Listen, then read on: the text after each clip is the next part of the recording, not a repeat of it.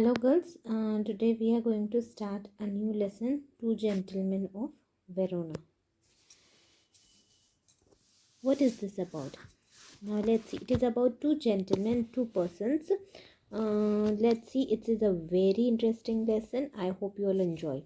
The title of this story is from earlier plays of Shakespeare. The story recounts the hard life chosen by two young boys as they could pay for the treatment of their sister afflicted with tuberculosis. The boys loved their sister so sincerely that they were prepared to make any sacrifice ungrudgingly for her ungrudgingly. Their sacrifice, their sincerity and devotion to the cause, and the maturity they display in their actions give a new hope for humanity. ये दो ऐसे व्यक्तियों के बारे में story है जिनकी बहन को ट्यूबरकुलोसिस हो गया था। इनकी जो बहन थी वो इतनी बीमार थी, बेड रिडन थी, यानी बिस्तर से नहीं उठ पाती थी और इनके पास इतना पैसा नहीं था कि अपनी बहन का इलाज अच्छी तरह करा सके। तो ये हर जगह के जाकर मेहनत करते, हर पॉसिबल कोशिश करते ताकि अपनी बहन को बचा सके, उसका अच्छा इलाज कर सके। तो ये दोनों ने बहुत ही ज़्यादा सेक्रीफाइस किए, अपना डिवोशन किए, मतलब अपने बहुत ही सारी चीज़ों का त्याग करना पड़ा उनको। उन्होंने फुल डिवोशन, सिंसियरिटी, पूरी ईमानदारी के साथ बहुत सारी मेहनत की और अपनी बहन को ज़िंदगी दी, उसका इलाज कराया, उसकी केयर करी। तो ये बहुत ही सेंसिटिव सा अच्छा सा लेसन है। Let's read it. As we drove through the foothills of the Alps, two small boys stopped us on the outskirts of Verona. Verona ही जगह का नाम है. They were selling wild strawberries. यहाँ पे ये जो राइटर है वो स्टोरी को डिस्क्राइब कर रहे हैं. Don't buy, warned Luigi, our cautious driver. You will get fruit much better in the Verona. Besides these boys, he shrugged his shoulders to convey his disapproval of their shabby appearance. ये जो दोनों भाई थे, जो दो boys थे, ये बहुत ही शैबी अपीयरेंस, यानी बहुत ही गरीब से थे, इनके कपड़े फटे हुए थे और बहुत ही थिन पेल थे। तो ये स्ट्रॉबेरी बेच रहे थे। स्ट्रॉबेरी एक फ्रूट होता है, you all know very well. तो एक जब कार रुकती है ये राइटर की, तो वहाँ पर ये बेचने लगते हैं। तभी ड्राइवर कहता है कि तुमको इससे अच्छा फ्रूट मिलेगा वेरोना में, तुम यहाँ इनसे मत लो. One boy had worn jersey and cut-off khaki pants, and the other shortened army tunic gathered in loose folds about his skinny frame. Yet gazing the two little figures with their brown skins, tangled hair, and dark earnest eyes, we felt ourselves strangely attracted. My companion spoke to the boys. Discovered that they were brothers. Nicola, the elder, was 13. Jacopo was who barely came up to the door handle of the car, was nearly 12. We bought their biggest basket, then set off toward the town. ये जो दोनों बच्चे थे, जो दोनों boys थे, वो थे निकोला और जेकब. दोनों बॉयज़ का नाम था निकोला और जेकब. जेकोपो, निकोला और जेकोपो. तो एक जो था वो 13 साल का था और जो छोटा वाला था वो 12 साल का था. तो राइटर कहते हैं उन्होंने, ये दोनों गरीब, बहुत ही स्किनी, मतलब बहुत ही दुबले पतले से बच्चे थे जिनकी आंखें बहुत ही डार्क सर्कल्स हो रहे थे, कमज़ोर थे, और ये बेच रहे थे फ्रूट्स, स्ट्रॉबेरी बेच रहे थे.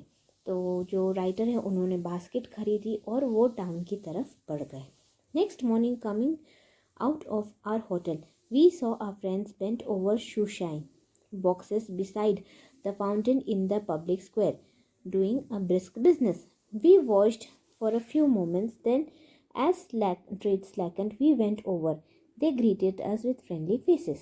फिर जब ये होटल से बाहर आए, होटल के बाहर इन्होंने देखा कि जो बच्चे हैं वो शूज़ पॉलिश कर रहे हैं और उन्होंने बहुत ही हंस के इनको ग्रीट किया. I thought you picked fruit for living, I said. We do many things, sir, Nicola answered seriously. He glanced at us hopefully. Often we show visitors through the town to Juliet's Tomb and other places of interest. All right, I smiled. You take us along.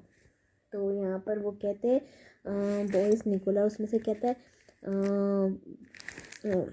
जो writer है वो कहते हैं कि मैंने तुम्हारी basket ले ली और शायद उससे तुम्हारा गुजारा हो जाएगा।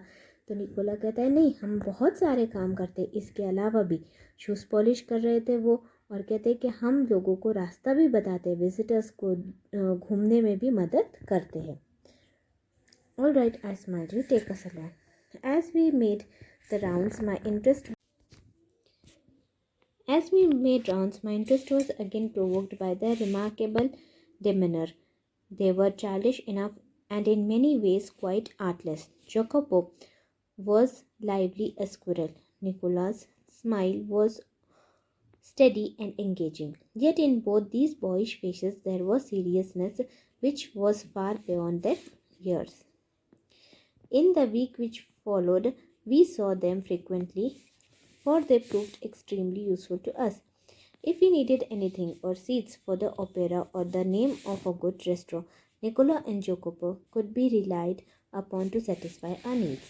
राइटर कह रहे कि अगर हमको किसी चीज़ की ज़रूरत पड़ती तो हम निकोला और जकोपो पे रिलाई कर सकते थे। What struck one of the most was their willingness to work. मतलब उनकी चाहत जो थी काम करने की, विलिंगनेस यानी किसी भी काम करने की इच्छा रखना बहुत ही थी। और अगर कोई इंसान इच्छुक होता है गर्ल्स, तो you know they will achieve something. If you decide I want to achieve 90 marks, definitely you can achieve. तो जो विलिंगली काम करता है उसका बहुत ही रिवॉर्ड अच्छा होता है. During these summer days under the hot sun they shine shoots, sold fruit, hawked newspapers, conducted tourists round the town and ran errands. ये दोनों बच्चे क्या क्या काम करते थे? शूज़ पॉलिश करते थे, फ्रूट्स बेचते थे, न्यूज़पेपर बेचते, हॉक न्यूज़पेपर मतलब न्यूज़पेपर बेचना, टूरिस्ट को घुमाने ले जाते थे और इस तरह से घूमते रहते थे और काम करते थे.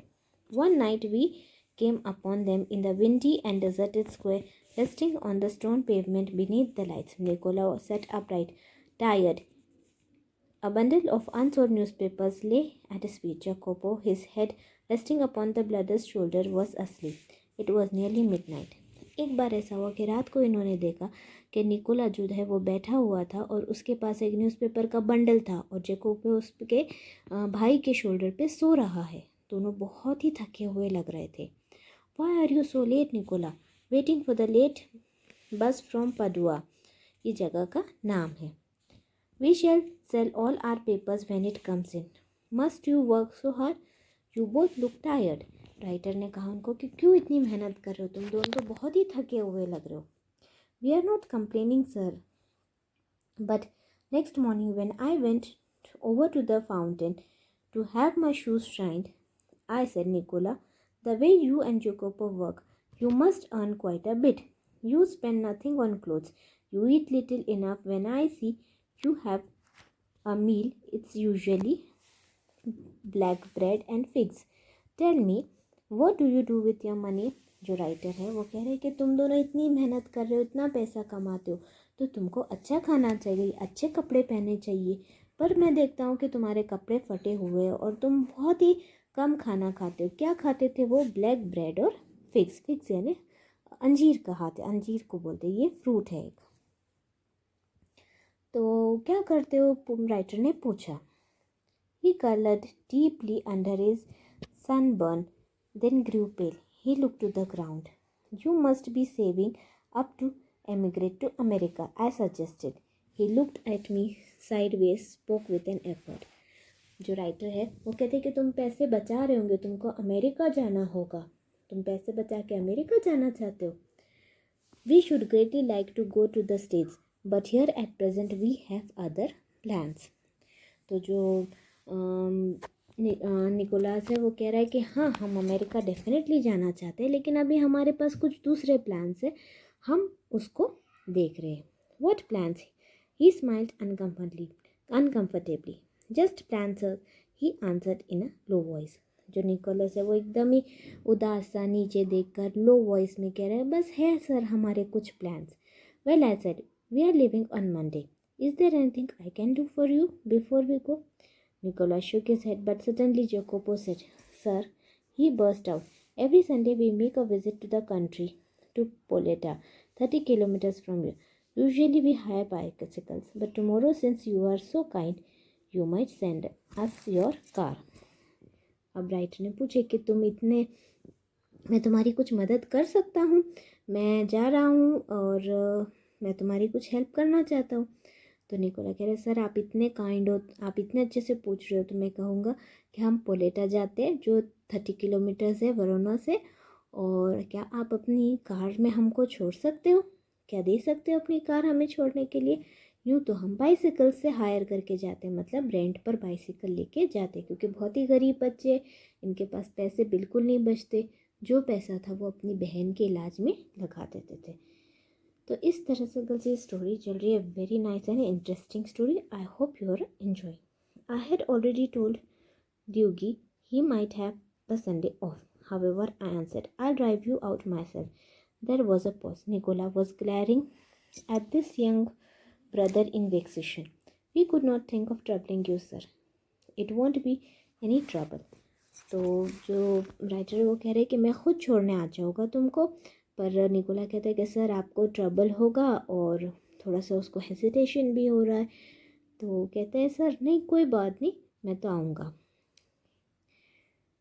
He bit his lip, then in rather put out tone he said, very well. The following afternoon we drove to the tiny village set high upon the hillside. I imagined our destinations would be some humble dwellings, but directed by Jokopu, we drew up large red-roofed villa surrounded by a high stone wall. I could scarcely believe my eyes, and before I could recover my breath of my two passengers had leaped from the car. We shall not be too long, sir. Perhaps only an hour. May you like to go to the cafe in the village for a drink? They disappeared before the corner of the wall. तो जैसे ही वो पहुंचते हैं, drive करने के बाद बहुत ही अच्छी सीनरी होती है, और जैसे वो विलेज के पास पहुंचते हैं तो ये दोनों बच्चे जो है कार में से उतर जाते और कहते हैं कि सर आप कुछ ड्रिंक्स ले लीजिए, फ्रेश हो जाइए, हम अभी आ जाते 1 घंटे में। और वो लोग बिल्कुल फिर डिसअपेयर हो जाते, मतलब आगे निकल के कहीं चले जाते। After a few minutes I found a grille side entrance and determinedly rang the bell. A pleasant-looking woman with steel-rimmed spectacles appeared. I blinked as I saw that she was dressed in white uniform for a trained nurse. तो जो writer है वो घर ढूंढते हुए पहुंचते हैं इन Nicholas Jacob के, तो वो देखते कि वहाँ पे बहुत ही अच्छी सी एक लेडी, जी गर्ल यू कैन से, आती है और दरवाज़ा खोलती है, और उसने बहुत ही अच्छे सा वाइट यूनिफॉर्म पहना हुआ है like a nurse. I just bought 2 small boys here. तो वो उस घर पे आके कह रहे कि मैंने 2 बॉयज़ को लाया था और मैं उनसे मिलना चाहूँगा। Now in next class will continue further.